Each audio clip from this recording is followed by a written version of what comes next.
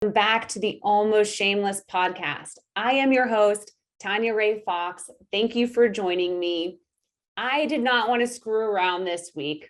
This was the week that the Patriots decided to take a stranglehold over the AFC, over the NFL, over national football conversation in general. So there was no way I could just talk about this by myself. You guys have heard enough of me on this team this season.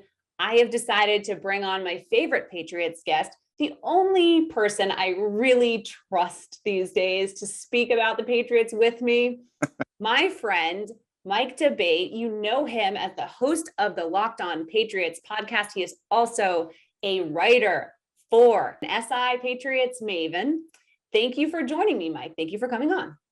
Oh, Tanya, thank you. It's always my honor, always my pleasure. Thank you so much for the kind words. And it's my honor to be the only one that you trust these days to talk Patriots with. And you hit the nail right on the head. It's nice to be back in the realm of national prominence when it comes to the New England Patriots and how they're able to do business up here after starting the season 2-4. 8-4, we'll take it right now. Unbelievable. It really is actually, it's crazy. And I mean it. I'm sure you've seen my Twitter feed these days. People are just, I've angered many. And so there are, I have very many lovely colleagues in the biz, but I need someone who's just going to calm the hell down sometimes, just bring it, because I'm so high and you're so level and you're covering the team. You're right there. You bring a lot of good perspective, but you'll get in the muck with me when I need you to. So, and there's very few people who can handle both sides of that. I certainly can't all the time. So I need that. I need the yin to the yang, Well, it's my honor, again, to be the yin to the yang. That's a great way to put it. And, I'm always here for you, just like you're always there for me. One of my favorite guests on Locked On Patriots. Anytime we share the microphone, whether it be here on Almost Shameless or on Locked On Patriots, it's always some of my favorite times. And it's a lot of fun. I've been looking forward to this one for a while. Yes, I'm so excited. Well, thanks again. And we'll kick it off. I want to get right into it. I'm going to go right off the bat. We're going to talk about Mac because he is the story of the season for the Patriots in a lot of ways. Obviously, whenever a rookie does this well, first of all, it's really largely unprecedented for a rookie to be winning 6 games in a row at this point in the season. It's a huge deal. And so regardless of the team around the rookie, he plays the most important position in all of team sports. You cannot do anything in this league without a real quarterback. Unless you get a little lucky, like, maybe that Jared Goff Super Bowl will haunt us for a little while. But for the most part, you got to have a quarterback playing at a high level in order to, really make a playoff run. And, we've talked about this. I talked about it early in the season. I was so skeptical of this team's ability to make the playoffs with a rookie quarterback. That was not unprecedented. I am not going to whip myself into shame right now for thinking such a thing. It's not a thing that happens very often. It is extremely rare for a rookie quarterback to make the playoffs, let alone to be a favorite to actually win a game at this point. So, but that's where the team is at. And there were a lot of reasons for that. They do, in fact, have the greatest head coach of all time, as people have so kindly reminded themselves over the last few weeks. Apparently that was forgotten in all of the craziness last season. But oh my gosh, it turns out Bill Belichick knows what he's doing. So my question to you is, after this long little rant that I went on before you get to answer, what do you think? We know Mac's doing well. We know what he is. We know he's not lighting up stat sheets. He's not making throws that we're all like drooling over, but he is efficient. And he is every week. I think the biggest thing is that every week you see him improving on a little bit of his game. He's figuring out different things every single week, whether it's his accuracy downfield, figuring out when to throw downfield, the trust with the receivers, the trust with the offensive line, the rhythm of when they're instituting the run game versus when they're deciding to go a little more pass heavy. All of it is these little nuances. Which player on the offense at this point do you think is the biggest key to Mac continuing that upward trajectory every single week as the team goes forward? I know it's a whole team effort. I don't want to be Bill Belichick here. Which player would you key in on? Ooh, that's a good question right off the bat with the hot stuff, Tanya. I really appreciate that. Honestly, this is probably going to sound a little bit off the cuff here, or maybe a little bit against the grain, but I'm going to go with David Andrews at the center position. Anytime you have that solid veteran team captain that's directing traffic in the middle of that offensive line, protecting the quarterback, allowing him to get into position, knowing exactly how to call the game, make the snap, and give him the opportunity to protect Mac Jones, that's something that is so important. You can point to the tight ends. You can point to Hunter Henry having a big season, and he is having a big season. He's become his biggest red zone threat without question, and those two are developing a really, really good relationship. You can look at Kendrick Bourne and the electrifying way he's playing, and especially the last couple of games and the things that he's been able to do. These are all big moments. Jacoby Myers being a yards eater out there in the field. He may not be lighting up the touchdown column in the stat sheet, but 98 yards receiving against the Tennessee Titans last Sunday is truly a remarkable feat. So these guys are all making contributions. Trent Brown, obviously a big component of that offensive line. Michael Wainu is, kind of working his way back into the fold. Shaq Mason, Isaiah Wynn, they all play a major role. But to me, it all begins with the team captain under center. He dictates how that team is going to be able to move. And even, clogging, the middle, being able to clear room for the running lanes. It all starts with David Andrews. So I look at him as the key component in Mac's success right now. But really, again, and I'm going to go Belichickian on you, Tanya. I knew you were going to. That's why I tried to stop it. It is a team effort. But if I had to pick one sole guy that I'm looking at as being the primary reason, I'm probably going to go with David. I think it's a great answer, because you even see the leadership and the respect and the camaraderie that David Andrews really brings on the field every week. He's at the center of everything, whether it is they're at the line of scrimmage and they're talking it out and they're in the huddle and you can see his leadership there. You can see it when they're celebrating, like how many of those players really turn to him as a leader. And when he's mic'd up, there's been a couple of times we've heard some of the stuff he's saying on the sidelines. He's just a good energy guy to be around, and to be one of the best players at the position in the league is such a huge deal for a young quarterback. My pick would have been Trent Brown, purely because the turnaround I saw, the change I saw in Mac once Trent was back, it was a really big difference. You see how he started. It's basically been since that Browns game that we've seen Mac sort of elevate from really like just slow going rookie game manager stuff. Absolutely. To okay, now we're starting to see where this guy can elevate himself when he has that little extra bit of time in the pocket, feels a little more comfortable to roll out a little bit. So I feel like that's been this underrated part of what's helped Mac get to the next level. And he's gonna keep leveling up for the next few years. Oh, yeah. Like, it's gonna be a slow process. I'm not looking for him to turn it just like anyone else.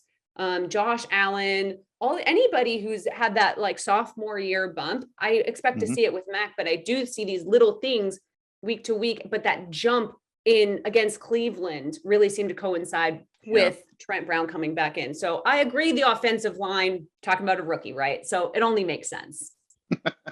Absolutely. And I completely see your point on Trent Brown. Probably would have been my 1A choice, if I'm being honest, because I always think all the line when it comes to protecting the quarterback, giving them the time that they need to make plays, but also clearing the lanes for the running game. And that's been such a big part of having Trent Brown back. Having that outside and the tackle position be able to be sealed off between he on the right side and Isaiah Wynn on the left, that facilitates the run. They can use the run to open up play action. So much is included in being stout on the offensive line, and the Patriots have found that combination, and you're seeing the great results in Mac Jones and even the running game as a result. Yeah, it's a great point about the running game, because that's also we've seen week to week sort of continue to. They didn't have their best week against the Titans, but prior to that was really just ramping up week to week, and so that is a great point. Moving to the other side of the ball, the Patriots defense is outstanding. I said earlier on a podcast with my friend Jarrett, I said, the big thing, the other thing the caveat I always put with getting to the playoffs with a rookie quarterback is you have to have an elite defense. And I think I'm almost positive I talked about it on Locked On as well. Elite. We did. 1, 2, 3, the top of the league, elite. Right. And then that defense has to be elite sort of in comparison to defenses over the like few years, right? Like they Right. just have to be really good. Jets, Steelers, we talked about it.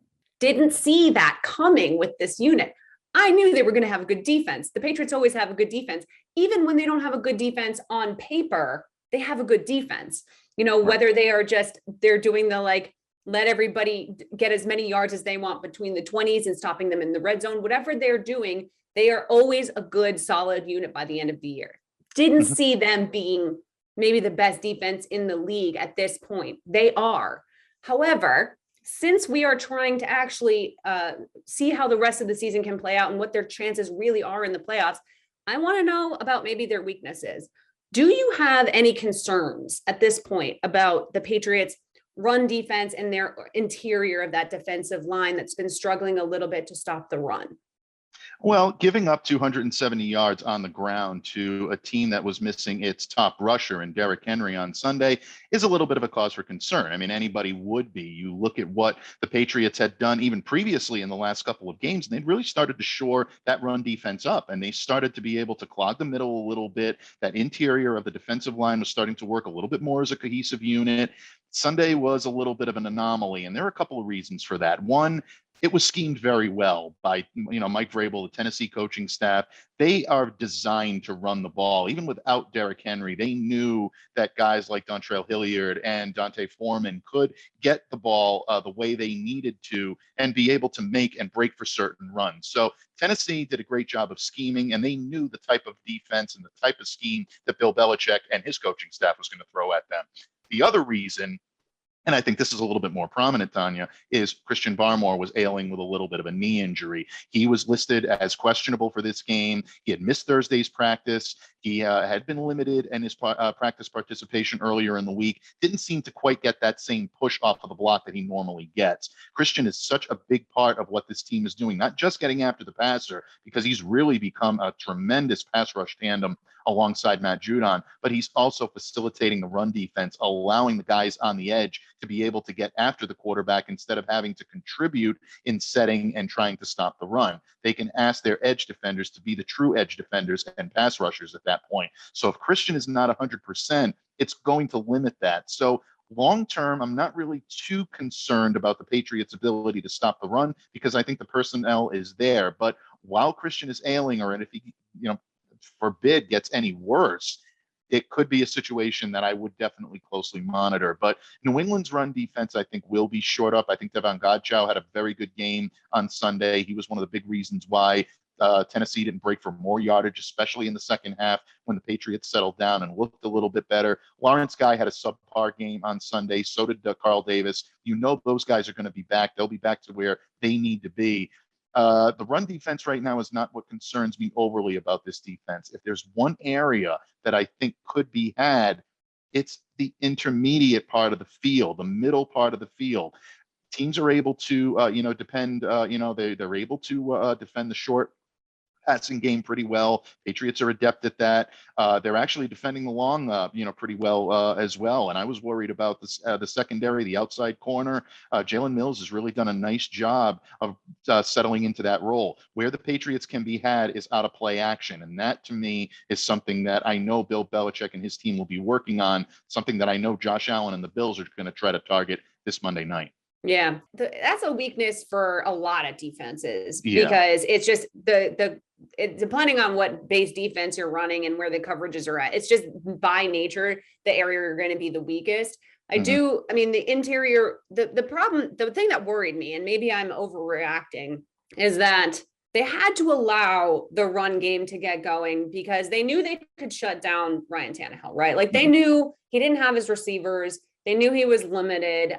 There's a hurt team. So they just were like, we're just going to shut him down and make sure Ryan Tannehill can't do anything. And we'll just let them run the ball. Like, we're just going to see what they can do with it. And like, we know at the end of the day, they're going to have to be able to pass to beat us. And the result was that they really ran. Like, I'm not sure Belichick really wanted to see that kind of performance on the ground. So what happens when you get a team that has that run threat, or maybe not even that much of a run threat, just somebody who happens to be able to take up the mantle that day, and they can all they aren't missing their receivers, and they do have a more explosive passing offense? you have to have everything coming together. And I trust the linebackers at this point a little more than I trust the interior of the defensive line. That's, Right. I mean, I do think a linebacker core can get itself together. I mean, of course, Christian Barmore, but he's still a kid, you know? Right. So at the end of the day, like the linebackers are veterans who the team's going to have to lean on. And I do think that because of the history of Bill Belichick and his ability to handle that unit with such effectiveness, I'm a little less worried than how that area of the defensive line is going to hold up against a team that has a passing and rushing threat. And now luckily there's not that many of them in the AFC right now, because you know, you look around and it's like, Lamar can run and pass, but at the end of the day, that's one player, you know, so it's a little bit easier to deal with. It's just one of those years where I think the rest of the AFC is doing them a favor by not being the types of teams they have to worry about. In the past, this would have been a defense. I think this defense this year going against the Chiefs offense 2 years ago probably can't hang. Right. But, you know, we are in 2021. So you've soothed my fears somewhat, especially considering they will hopefully get a healthier Christian Barmore going forward. Right. That kind of leads me into this team is again, a classic Bill Belichick Patriots team with a lot of guys doing their jobs, which isn't always flashy, isn't always sparkly. We're not always talking about it. They do have the JC Jacksons and the Matt Judons that are standing out. Kendrick Bourne's really made some huge strides over the last few weeks. He's starting to stand out, not even just with the eye test, but on the stat sheet. So there's some guys people are talking about. Who is a player on this team on any side of the ball that people are not talking enough about, that is crucial to how they've been playing and how they're going to have to continue to play to keep this momentum going, that people just aren't talking enough about? Right now, I would say there's a couple of them. The one I would probably choose over the other would be the fullback position right now in Jakob Johnson. I think he has been phenomenal as a blocker, as an option in the run game. He has been such a key point, especially on goal line stands and especially in short yardage situational football. He's really made a huge difference. Really, I think grown by leaps and bounds from last year and even the previous year. James Devlin was so beloved in this region, simply because he was able to play the fullback position so well. And he was a little bit more of an offensive threat than Jakob has been. Jakob has not always gone to as that offensive threat, but we saw a couple of games ago, he's able to break for yardage when he gets in the open field and you have to rely on him. So I think Jakob has done a great job this year, not just in being able to be a decoy on offense or things of that nature, or being able to set the tone out of the backfield, but his inline blocking, his blocking at the goal line has been tremendous and really has helped to spring guys forward like Damian Harris, like Ramondre Stevenson. Anytime you see those guys break for big yardage, Jakob Johnson is in on those plays, and that's not by happenstance, that's by design. He's been a tremendous addition to this offense. So I think he's probably the unsung hero, maybe the guy that doesn't necessarily get all the headlines in the world, but he's been a very, very good player and solid player for them.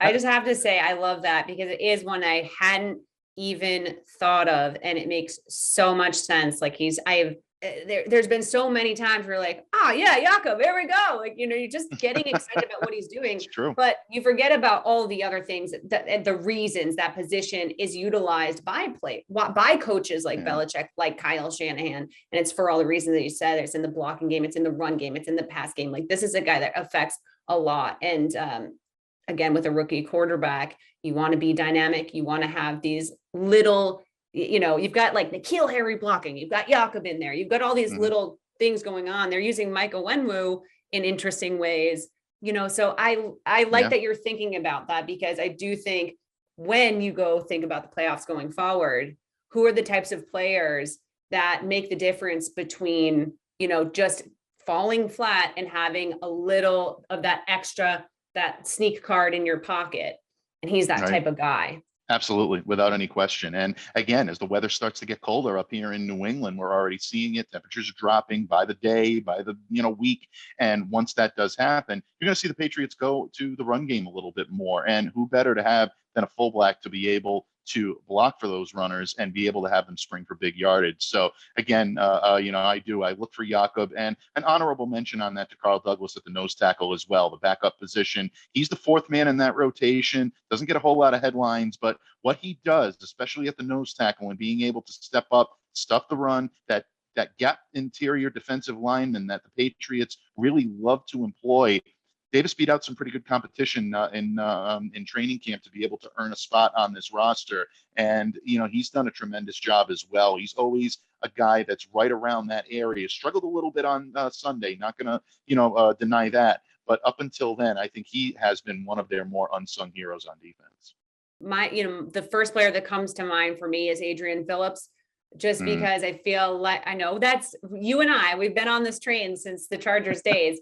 But he actually is just a super, just highly graded player on PFF. He's just been doing his job really effectively. The safety position on the Patriots isn't always the most flashy in the regular season, but it does end up becoming really important in the playoffs, the way they utilize safeties against tight ends and things like that.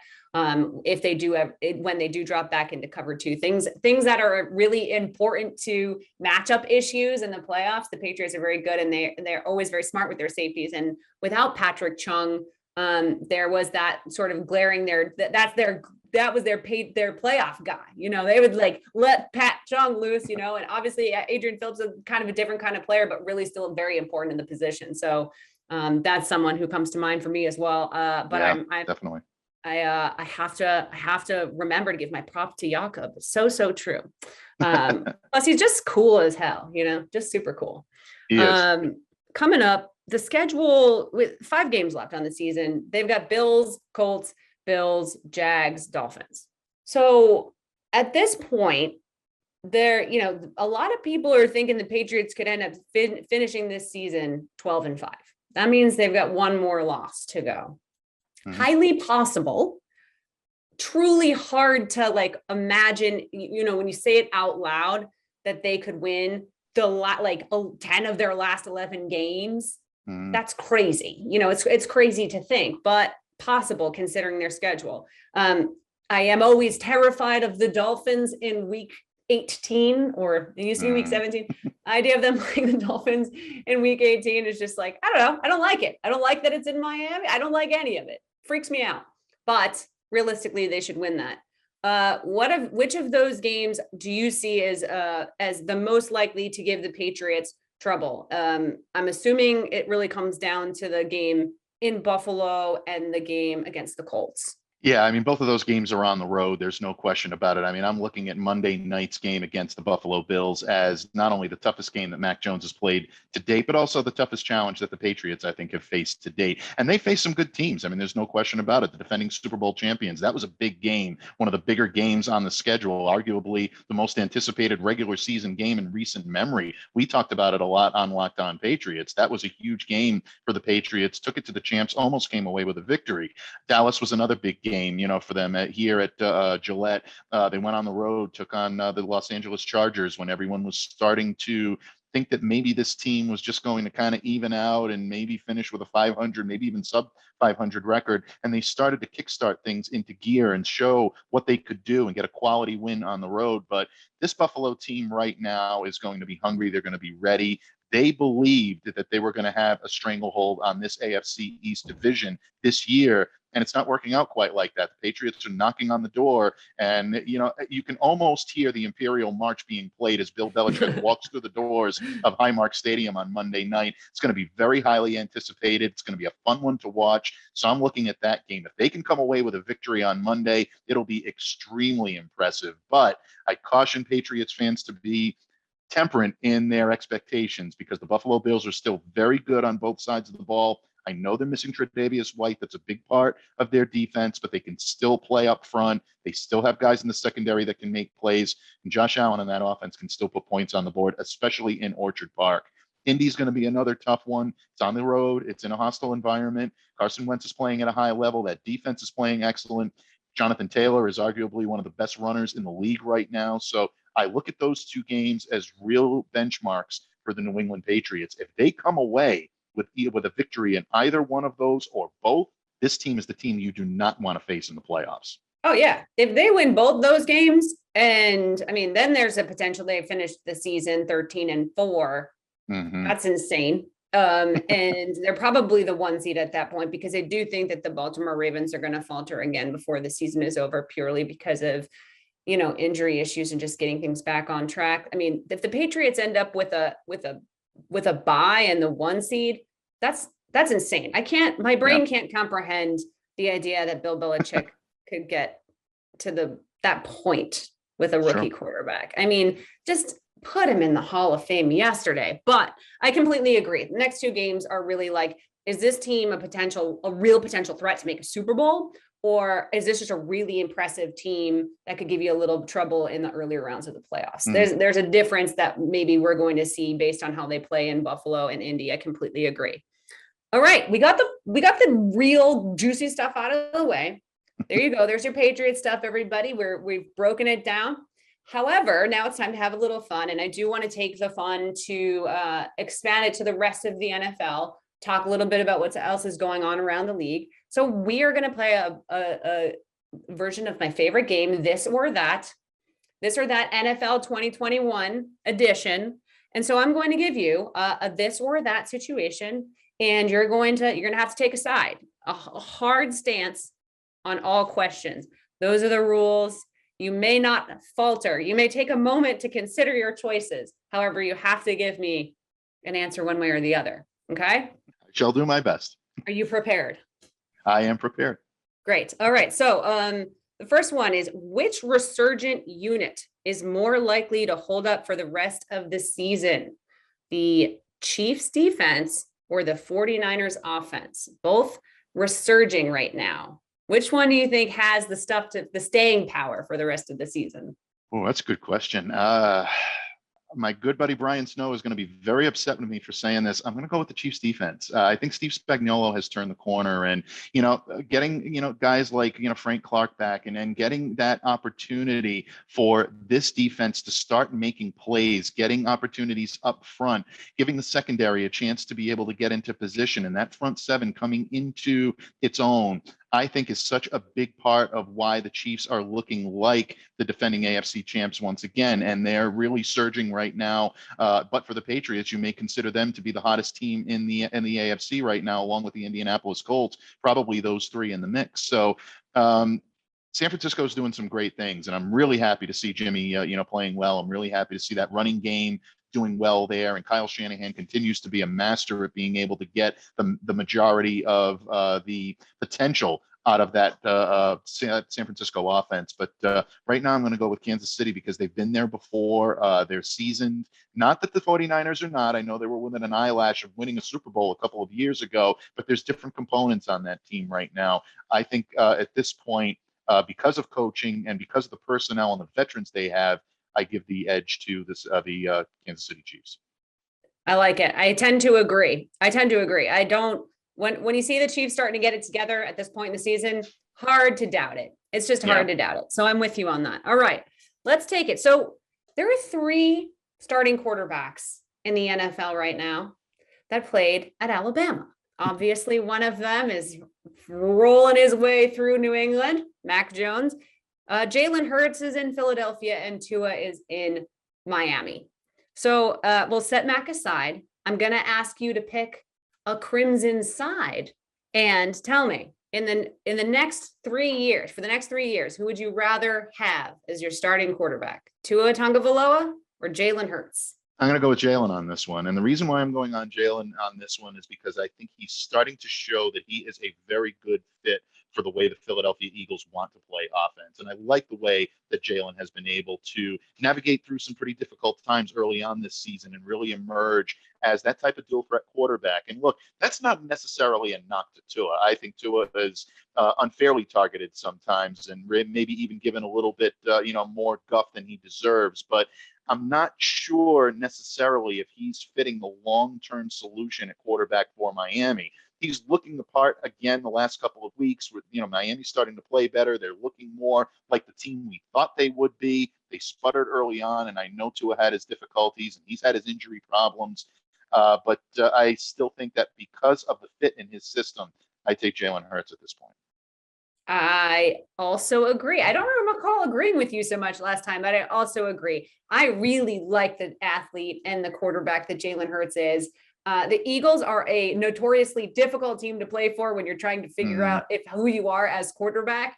And with a new head coach and everything else, like I see a lot of potential there. And I like what I hear about him and his attitude in the locker room and just the way he's handled like a lot of adversity. And Tua has handled just as much, if not more, adversity. Both these guys have been put in really tough situations.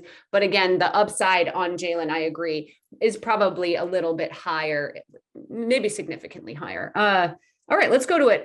Most likely to bounce back from adversity this season, the Rams or the Titans? Which team do you see? These are two struggling teams going through some stuff for different reasons. Which team do you see bouncing back and making a real problem for their conference? I know you've got a lot of fans in the LA area being there right now. I'm not going to make them happy right now. I'm going to go with the Tennessee Titans. I saw a fight in this Tennessee Titans team on Sunday. And look, 36-13 on paper, just looking at it, looks like a blowout. But I can tell you it wasn't a blowout. It was not. Covered that game and looking at what Tennessee Titans did for one half of football, really keeping themselves in it when they didn't have Julio Jones. They didn't have Derrick Henry. Ryan Tannehill, had nobody to throw to. A.J. Brown was out of the game. They were missing key components on defense. This was a team that was decimated by injury, and yet they still made things interesting against one of the top teams in the AFC. They're extremely well coached. They're very well schemed. A lot of kudos to Mike Vrabel and his staff for being able to keep this together and keep these guys in games. When they start getting healthier, this is going to be a team that, again, no one wants to face if they're hanging around in the playoff race and they get a chance to get healthy and get some of these teams. You might see a different type of Tennessee Titans team heading into the playoffs. So right now, I would say the Titans have the more the ability to bounce back. I know on paper, the Rams are, probably the more talented from top to bottom. They certainly have the huge names, a lot of great players, but I'm still waiting to see that cohesion. And I'm still waiting to see the Matt Stafford of Detroit that we were promised. Well, I am appalled. I am shocked and appalled. I completely get it. I really respect the Titans. I respect what they did. And there's nothing I can say I disagree with what you just said. I do think that there is a ceiling on that team, even if they do get a little healthier. And I think that they've come close to meeting that ceiling. We have not seen the ceiling on the Rams at this point. So have they shown the same level of consistency? No. But what they can unleash, if they do get that cohesion together, if Matt Stafford is able to find his rhythm, I think a lot of the issues with Matt Stafford right now are some of the same issues that used to happen when Jared Goff would get into funks with Sean McVay. He doesn't adjust he over adjusts his play calling. He gets nervous, he gets skittish, and he pulls back on the stuff that these guys are good at. And so I know he's going to fix that. He's too smart. He's too brilliant of a play caller to not. And then I look at how well Jalen Ramsey's playing. I look at the fact that they still have Aaron Donald, one of the great defensive players of our time. And there is just a lot there. And they are in a much easier conference at this point to ensure that they keep their playoff spot and that they're able to really, they are not really dealing with a ton. They're not going to win their division because the Cardinals at this point seem to be in the lead for that. However, there's a little less competition for those spots in the NFC right now. I'm pretty sure the Falcons are like right in the hunt in the NFC. That shows you where they're at. So I'm just going to throw that out there in defense of my LA people, but I do appreciate That's it. See, variety is the spice of life. And, exactly. Good points. Very good, valid points. You see more of LA than I do. Yeah, well, exactly. All right. So, what's that? I got a couple more here. I can't give you all of them, but I'm going to pick. Okay. Ooh, I'm going to make it a hard one. All right. We're redrafting the 2021 draft and you have the number 1 pick. Okay. You can't pick Mac Jones because the Patriots already picked Mac Jones. We've already talked a ton about Mac Jones. We don't need to talk more about Mac Jones. Now I want the conditions to be clear. You have a playoff contending team, much like the Patriots, much like a Chiefs team, somebody who, they're going to good coaching, good organization that can make the playoffs. Do you stay with Trevor Lawrence as your number 1 overall pick 100%, or do you take your shot with Justin Fields? Ooh. That's a tough one. Knowing now what we know now, I'm going with Fields. And I know a lot of people are probably going to be a little bit surprised by that. I don't think we've seen the ceiling for Trevor Lawrence. And I don't think that his struggles or any type of issues that he's had this year throwing the football or settling into his new team is indicative of the type of quarterback he's going to become down the line. I still think there's a ton of talent there. I still think there is a lot of pedigree, and he still will, in my opinion, be a very good quarterback in this league. But Fields is the type of dynamic talent that you're seeing flashes of when he'll make a throw, or he'll be able to extend plays with his legs in the right system with the right coaching. Justin Fields will be a top quarterback in this league for many years to come. So if I'm starting over and we're taking Mac off the table, obviously, Of course, we've taken him off the table. I'm going to go Fields on this one. But again, that's not necessarily a knock to Trevor Lawrence, who I don't think you could go wrong with. Just my preference would be Fields at this point because of the upside and the dual threat capability.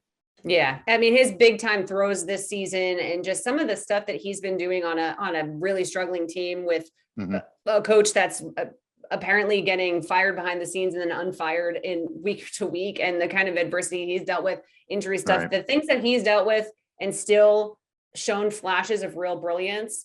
And then you look at how similar he is to the quarterbacks that are so successful in the league right now, the young quarterbacks, the Lamar Jacksons, the Kyler Murrays, the Justin Herberts, the guys who are just there's that next level athleticism. Trevor Lawrence is actually a much better athlete than, he's not a statue. And he's got some stuff going, and I completely agree.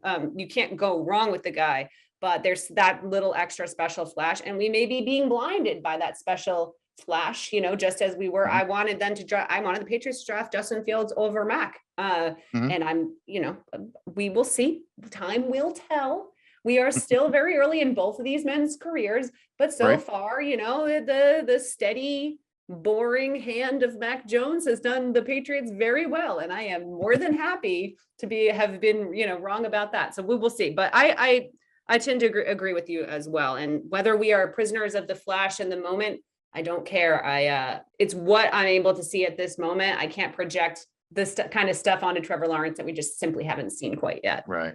All right. Finally, this is the last one, and then I'm going to let you go, but I'm not going to make it easy. If you thought the last one was hard, just wait. Actually, I don't think this is going to be as hard as I'm making it sound, because I know exactly what mine would be, but you can pick one. Only one of these guys can get the award. You give Coach of the Year to Bill Belichick, or do you give Offensive Rookie of the Year to Mac Jones? Ooh. Yeah, you know what?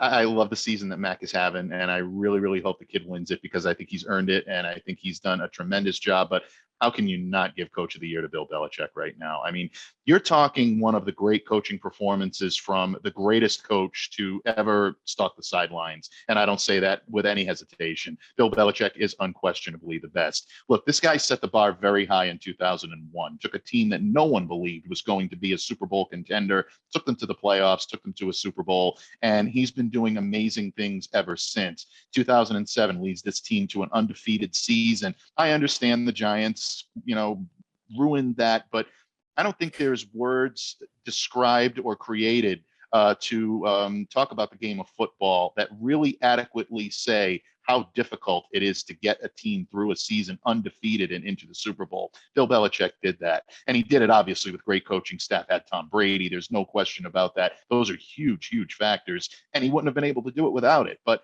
at the same time, to not give him his just due for those types of seasons is truly remarkable. I think Bill did a great job last year coaching this team at 7-9 with all of the upheaval and all of the difficulties that they had.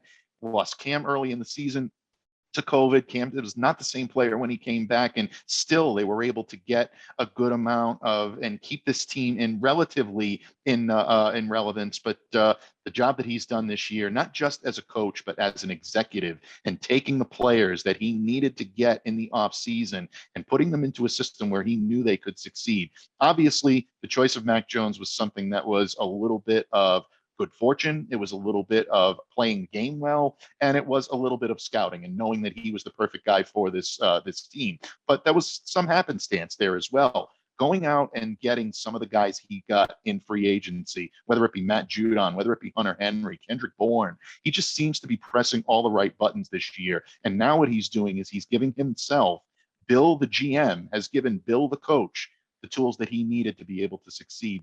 And he's doing a tremendous job with that, with it this year. The team looks much better on offense week to week. On defense, they continue to be stifling.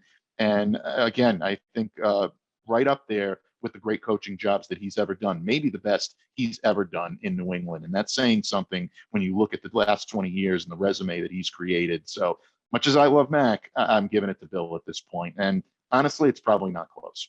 Yeah, you know, I agree. I don't have to tell my listeners know I agree. The viewers know I agree. You knew I agree before I even said it. This is if Bill Belichick does not win Coach of the Year this year, cancel the award. It's useless. Yeah, it's exactly. He's already been. I mean, the fact that he only has the couple that he does have is so silly. But this is the year. I don't want to see anyone else up there. I don't want to see Cliff Kingsbury. I don't want to see any of these dudes just because I don't want to see Matt LaFleur. No, none of it. None of it. This is Coach Belichick's award. It should be named after him, and it should exist in perpetuity as the Belichick Award. And I completely agree.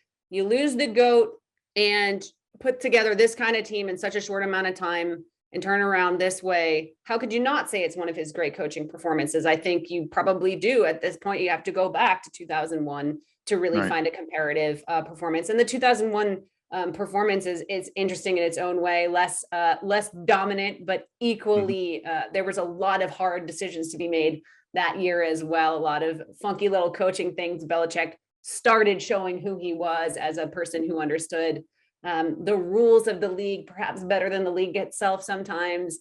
And the way he handled the quarterback situation in the playoffs with Bledsoe and Brady, the whole thing was really a masterpiece. But then you jump forward 20 years and we're here, and you're right. There's an argument to be made for that. Still a few games left to go. I really hope it goes their way, but regardless, I think the case has already been made. So good. Agreed. You heard it here first, folks. Not only should Bill Belichick win it, but if he doesn't, I'm starting a petition. I'm starting one of those online, like get 500,000 signatures and then send it to your like local senator. I don't care. I'm done. I'm over it. Done with this crap. I don't want to see anyone else's name on the ballot. I don't even want it. Thank you so much for joining me, Mike. I hope that this was a nice little back end reprieve to our heavy Patriots talk. We had some fun. Got you thinking about some other stuff. I got to be honest. After talking to you, I feel even better about Monday Night Football. I'm really excited. I'm excited for Monday Night Football this week. This is going to be a big one. I'm just as excited for this game as I feel I was for that Bucks game, if not more, obviously, because there's a little less existential dread. So. Yeah, absolutely. And there's a little more on the line. That game was, early in the season, not a whole lot. If it wasn't a make or break game, this is really, I think, a make or break game for the New England Patriots. Can they prove that they can get a stranglehold and take that division back from Buffalo? We'll see. It's going to be a fun one, and it's going to be a tough one up in Orchard Park. All right, before you go, tell my listeners, the almost shameless nation, where they can find you and where they can listen to you. Well, again, Tanya, thank you for your hospitality and hosting me today. Always my honor to be a guest here on the Almost Shameless podcast. As for me, you can find me on the Bird app at MDABATE NFL. You can interact with me there all the time. You'll always find me making, quips about the New England Patriots, and you'll probably find some pop culture stuff referenced in there as well. A lot of Godfather gift files. I apologize for that in advance, but it's a part of who I am.